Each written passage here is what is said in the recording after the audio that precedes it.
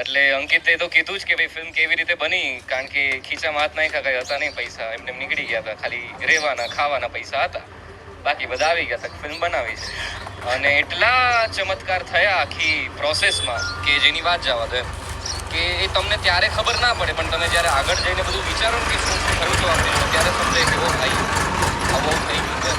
અમારે એક સીનમાં બેકગ્રાઉન્ડમાં અમુક ગાયો જોઈતી હતી કે આપણે દેખાડીએ ગાયો છે, બરાબર. અને એ વિસ્તાર એવો હતો, જુનાગઢમાં શૂટ કર્યું તો એ વિસ્તાર એવો હતો કે ત્યાં જનાવરો આવે, રોજ આવે. તો ત્યાં જેટલા બી અમે પૂછીએ જે ગાયો હોય છે એમની પાસે, તો કે અમે તો ત્યાં નહીં લઈ જઈએ કારણ કે ત્યાં જનાવરો આવે.